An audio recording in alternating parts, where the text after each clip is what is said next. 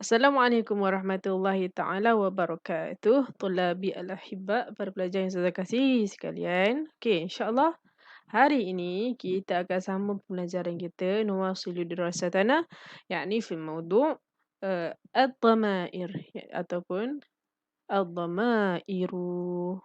Okey, ingat lagi ad-dhamair maksud dia apa? Maksud dia ialah kata ganti nama diri. Seperti mana orang bahasa Melayu, kita ada perkataan yang kita gunakan untuk menggantikan nama diri kita. Contoh nama Ustazah Mas. Jadi Ustazah nak cakap, Mas, saya. Ustazah nak kata, Ustazah ni pergi ke sekolah. Ustazah tak cakap, Mas pergi ke sekolah. Ustazah cakap, saya pergi ke sekolah. Jadi saya tu ialah perkataan yang menggantikan nama Ustazah, yakni Mas. Okey? Jadi, minggu lepas kita ulang balik apa yang awak dah belajar. Okay, yakni kita belajar 6 dulu kata ganti nama diri, iaitu yang berkaitan dengan orang yang kita tak nampak. Yakni ataupun kita sebut sebagai ghaib dengan ghaibah. Ghaib tu hilang kan? Jadi istilah tu kita gunakan untuk merujuk kepada kata ganti nama diri yang ketiga. Macam dia, mereka berdua. Jadi minggu lepas kita dah tengok cara awak nak hafal domain ni, iaitu dengan menggunakan awak punya jari tangan bersebelah kanan.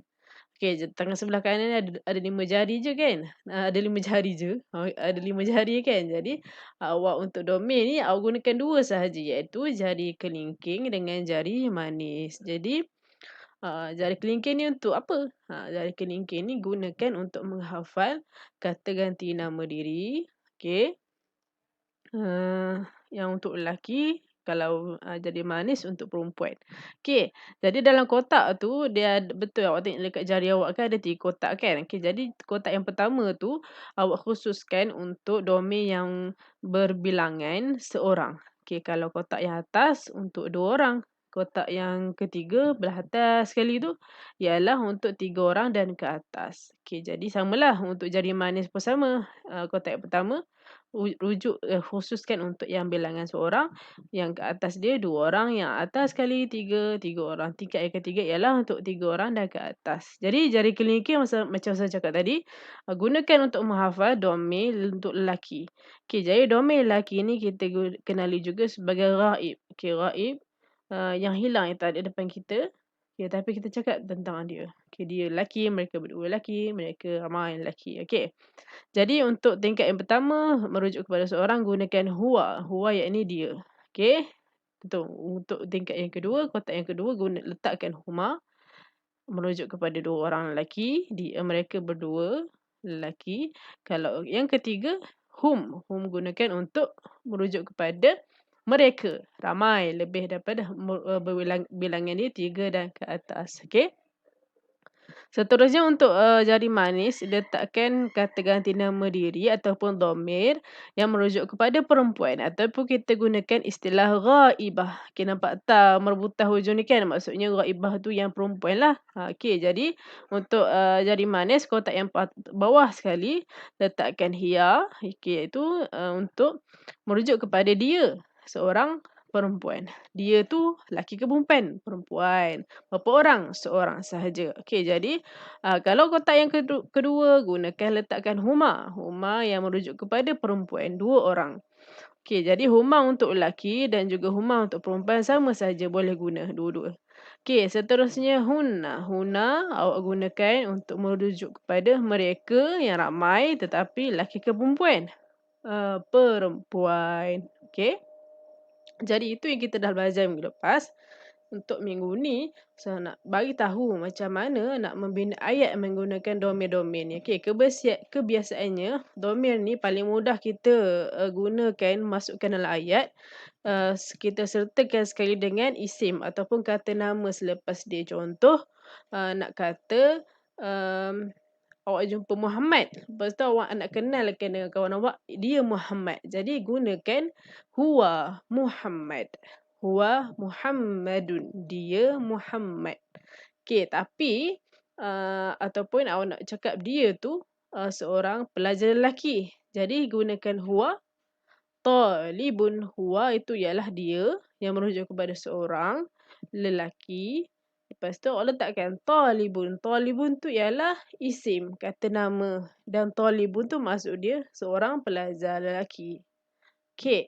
Tapi sebelum sudah masuk kepada nak membina ayat seperti itu, eloklah untuk awak kenal macam mana nak kenal kata nama dalam bahasa Arab ni. Sebabnya kata nama ataupun isim ni pun dia dibahagikan mengikut lelaki, perempuan, seorang, dua orang, ramai. Sama juga macam domain ni. Jadi kalau awak tak kenal macam mana nak tahu ni isim ni untuk lelaki ke, isim ni untuk perempuan ke. Jadi macam mana awak nak bina ayat kan? Betul?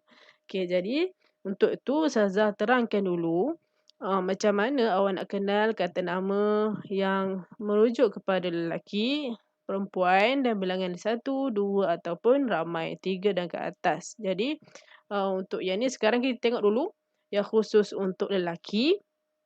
Okey, kalau lelaki dia ada kaedah kita nak kenal. Okey, al-asma'u ni ialah kata nama Kata nama lil mudzakkar untuk lelaki. Okey. Jadi sama juga istilah kita guna macam sebelum ni Ustazah kata dhamir mufrad. Ada mufrad ialah seorang, muthanna 2 orang, jamak 3 orang dan ke atas. Sama juga kita guna istilah yang sama. Okey, jadi untuk mufrad kalau lelaki contoh dekat sini Ustazah bagi perkataan muslimun.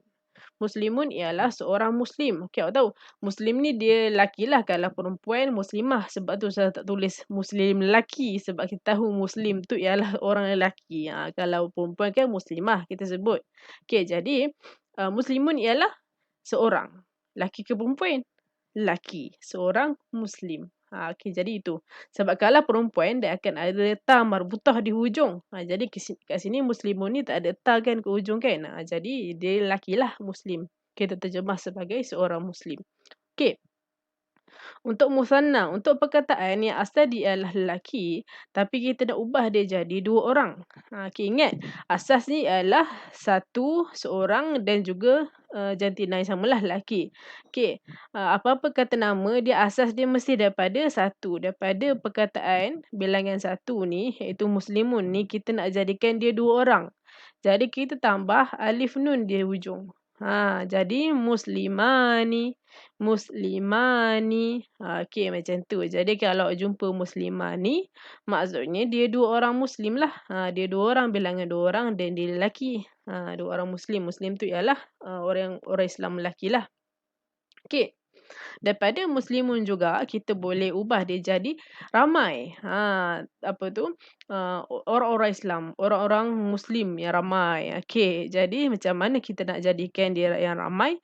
Kita cuma tambah waw nun sahaja. Okey, jadi muslimuna, muslimuna, muslim ramai. Okey, 3 dan ke atas bilangan dia. Okey. Okey, maaf.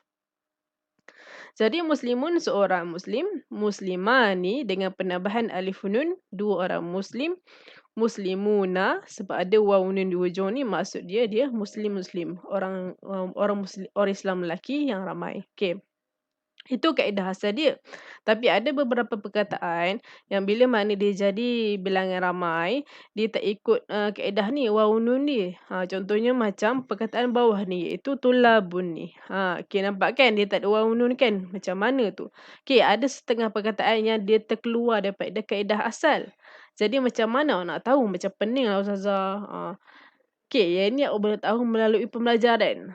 Bila kita belajar dalam buku teks awak tu ada perkataan yang awak nampak contohnya macam tulabun ni. Dah belajar kan dalam buku teks ada tulabun ni maksud dia murid-murid lelaki yang ramai. Walaupun tak ada waw nun tapi dia masih lagi merujuk kepada lelaki ramai. Sebab apa? Tulabun ni dia keluar daripada kaedah asal dia. Macam tu. Okey, jadi bila kita belajar, kita tahulah, jumpalah perkataan-perkataan yang macam ni. Nanti Ustazah bagi tahulah. Okey. Jadi, tulabun ni merujuk kepada murid lelaki yang ramai. Kalau murid lelaki seorang, kita sebut sebagai talibun. Talibun. Okey, nampak? Tak ada ta marbutah kat hujung. Maksudnya, dia merujuk kepada lelaki lah. Okey, lepas tu daripada talibun ni nak jadikan 2 orang murid lelaki. Tambah apa? Tambah alif nun. Iaitu talibani. Jadi bila awak jumpa alif nun di belakang kata nama yang berakhir dengan alif nun, maksud dia merujuk kepada dua orang lelaki. Dua orang. Jadi dekat sini ialah bermaksud talibani, iaitu dua orang murid lelaki. Okey. Kemudian, kita dah ada lelaki, mesti nak kena pergi kepada perempuan juga. Okey, jadi al-asma' untuk lil muannas, kata nama untuk perempuan pula. Macam mana ciri-ciri dia? Okey, kita tengok yang pertama, sama juga untuk mufrad seorang, dia akan ada ta marbutah di belakang. Okey, kalau musanna dia akan ada penambahan ta alif nun di belakang. Ta ni, atau sebutan dia ta ni. Okey, jam'un untuk jamak perempuan, kata nama perempuan yang dia jamak bilangan 3 dan ke atas, kita akan jumpa dia ada alif ta di belakang. Ataupun kita tun. Tun ta senyum macam ni. Yang ni ta bulat, ni alif ta. Alif dengan ta. Okey, kita tengok dekat contoh muslimatun. Muslimatun ialah seorang muslimah. Muslimah ni perempuan lah. Okey. Lepas tu, kalau nak jadikan dia dua orang, kita akan tambah alif nun di belakang dengan ta senyum ni. Daripada ta bulat ni tukar kepada ta senyum sebab kita nak sambung dia dengan alif dan juga nun. Jadilah muslimata ni. Jadi bunyi ta tu masih ada ditambah dengan alif dan juga nun. Jadi dua orang muslimah lah. Okey. Seterusnya, daripada muslimatun, nak jadikan dia muslimah-muslimah yang ramai. Okey, tadi seorang, nak jadikan dia ramai, kita tambah alif dengan ta senyum macam ni. Okey, jadilah muslimatun. Ataupun kalau nak senang muslimat. Macam tu orang Melayu sebut muslimat kan. Macam tu lah. Okey. Itu dia sifatnya, ciri-cirinya. Seterusnya, contoh yang kedua ialah talibatun. Talibatun ada ta marbutah di belakang, iaitu dia merujuk kepada perempuan. Perempuan 1, 2, 3 seorang, iaitu seorang murid perempuan. Okey, seterusnya kalau nak kata dua orang murid perempuan, macam mana? Kita kena tukar ta marbutah menjadi ta senyum sebab kita nak sambung dengan alif dan juga nun. Jadi ta ni belakang jadilah talibatani. Talibatani, dua orang murid perempuan. Okey. Seterusnya daripada talibatun, ingat asal dia ialah asasnya daripada yang bilangan 1. Lepas tu kita tukar-tukar ikut kaedah yang diberi. Talibatun jadi dua orang, talibatani. Talibatun nak jadikan ramai, jadi ditukar kepada alif dengan ta. Jadilah talibatun. Talibatun. Okey, maksud dia ialah murid-murid perempuan. Ramailah. Okey. Jadi, itu saja insya-Allah untuk kelas hari ni. Okey. Ustazah rasa Ustazah tak buat latihan lah kot. Sebabnya Ustazah nak bagi awak fahamkan video ni betul-betul. Okey, sebab latihan untuk ini tak ada lagi. Nanti bila kita dah kelas seterusnya, kita akan tengok macam mana nak gabungkan domir tadi. Kita belajar kata ganti nama diri dengan kata nama ni. Macam ni kan, isim-isim ni. Okey, contohnya macam saya sebut tadi, huwa talibun, hiya talibatun, macam itulah. Nanti kita tengok satu-satu, nanti baru kita buat latihan, okey? Okey, itu saja. Kalau ada soalan boleh terus WhatsApp Ustazah. Okey, insya-Allah. Terima kasih. Assalamualaikum warahmatullahi taala wabarakatuh.